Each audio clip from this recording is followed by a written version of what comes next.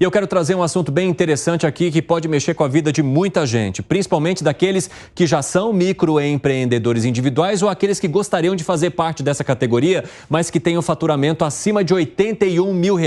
Vamos dar uma olhada aqui num projeto que está em andamento com grande incentivo do governo federal e também de parlamentares ligados à bancada que representa comércio, serviços, bancada do empreendedorismo. Hoje, um MEI, ele precisa ter um faturamento de R$81 mil para se enquadrar nessa categoria, que tem várias isenções, que paga menos imposto, que inclusive faz só uma arrecadação mensal e que consegue, na verdade, ter um negócio muito mais saudável quando a gente fala em questões tributárias. E qual que é a proposta? Para que esse faturamento anual ele chegue a 144,9 mil. Se a gente fizer uma comparação, é quase que o dobro do que os microempreendedores individuais têm hoje. E quais seriam os benefícios? Aumento de 20% no número de MEIs. Isso incluiria, por exemplo, 470 mil empresas que hoje têm um faturamento um pouco acima ou que deixam muitas vezes de avançar em seus negócios para não sair do MEI e não começar a pagar muito mais tributo em outro regime. Então, isso poderia colocar quase 500 mil empresas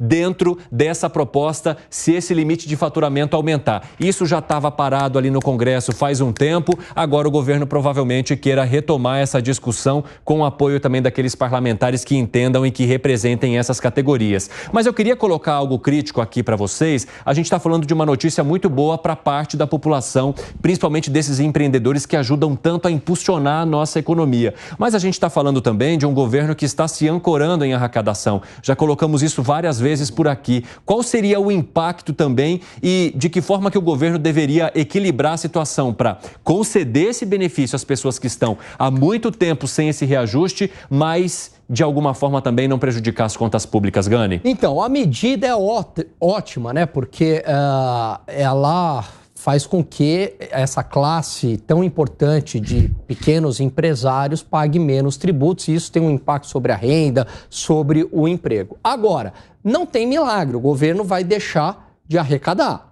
Então, qual que seria a contrapartida? A redução de gasto, o corte de gastos. Então, por que não enxugar de 37 ministérios, agora vai para 38, talvez até 39, para voltar para os 23? Por que não tornar essa máquina pública mais eficiente para dar sustentabilidade a essa ótima iniciativa? Agora, não adianta ter esse aumento, né, dessa faixa, dando essas vantagens tributárias, se o governo não fizer a parte dele. A gente está falando de uma faixa que tem muitos benefícios, né? Uma contribuição fixa por mês, a gente está falando também de uma categoria que consegue abrir o seu CNPJ ou fechar a sua MEI ali rapidamente pelo sistema, não tem aquela burocracia tributária que outros regimes têm, né, Nelsinho? A gente está de volta, inclusive, para a rádio, falando da possibilidade de aumento do limite de faturamento para microempreendedor individual.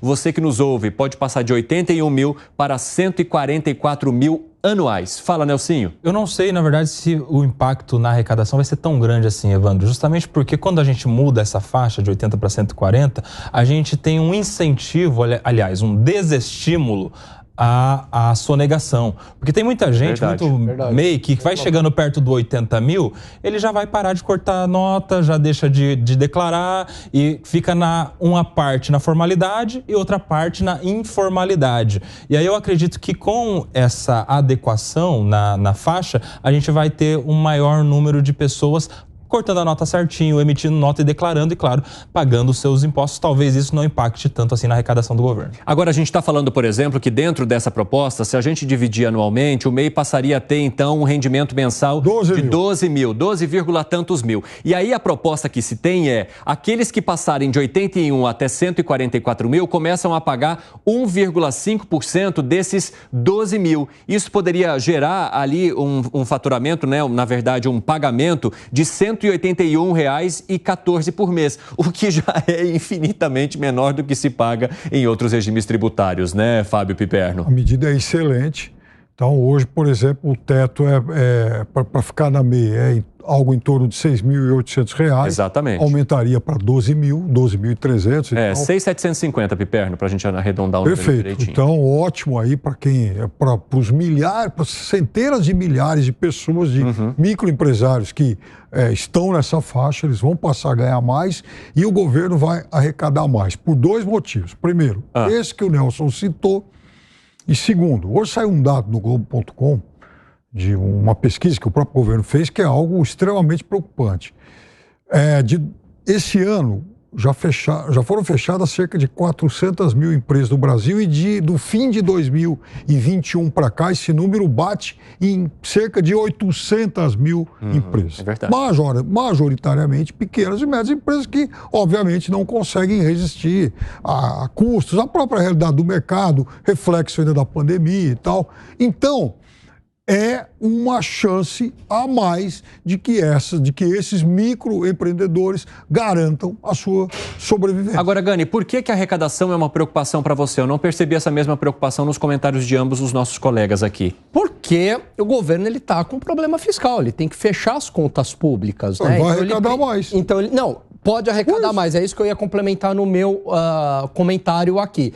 Talvez, baixando essa tributação para esses empresários, aumente a arrecadação pelo efeito da curva de Laffer, né? Então, você perde na alíquota, mas a atividade econômica aumenta e o governo arrecada mais. Mas, de qualquer modo, a gente não sabe quanto se dará esse efeito.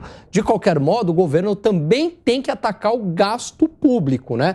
Não adianta apenas ficar focado na arrecadação. E foi a primeira medida de corte de imposto. Todas as demais, Piperno, é aumento de imposto. A medida é excelente. Agora, realmente, os resultados ainda fazem parte do terreno das incógnitas. A gente não sabe. Não, mas quantas empresas a medida é boa, concordo. Quantas empresas vão se garantir, quantas empresas vão deixar de ser fechadas e, de fato, qual vai ser essa elevação de arrecadação. Agora, Nelson, se a gente está falando de uma medida tão boa, por que ela está parada já há algum tempo, sem discussão no Congresso, sem ninguém para dar uma impulsão aí, fazer com que mais gente possa entrar nesse regime, possa pagar menos imposto, inclusive ajudar o seu negócio a crescer ou até mesmo a se manter? Porque o Congresso está muito preocupado com outras coisas também, né, Evandro? É muita CPI rolando, CPI, CPMI. A gente tem vários parlamentares que estão muito preocupados com a entrada no governo, seja nos ministérios ou nas estatais, e tem uma parcela pequena de parlamentares, esses deputados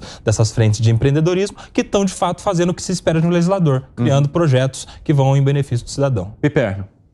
Não, eu acho que realmente a gente vive aí um momento em que o Congresso ele tem trabalhado muito em alguns grandes projetos, mas ele tem muitas vezes ignorado aquilo que interessa à base da população. É ótimo, por exemplo, quando o Congresso vai lá e se debruça num projeto como a reforma tributária. Mas e aí? E essa turma aí que hoje tem esse teto aí de R$ 6.750?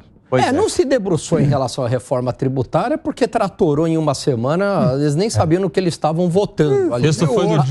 Aliás, uma reforma que quebra o pacto federativo, traz aumento da carga tributária. Horroroso. Aquele texto final, não. Desde o ano passado. Na hora que foi pra valer, não. Do dia pra noite o texto. Desde o ano passado, a maior parte do texto... Bota mais uma hora aí pra nós. Vocês querem mais uma hora? Não, brincadeira. Não, porque os Pingos também tem muita coisa para comentar e debater lá. Valeu. Não estou autorizado, mas gostaria. Nelsinho, muito obrigado. Você é sempre bem-vindo, viu? Muito obrigado. Fábio Piperno, obrigado. Uma ótima semana para os senhores.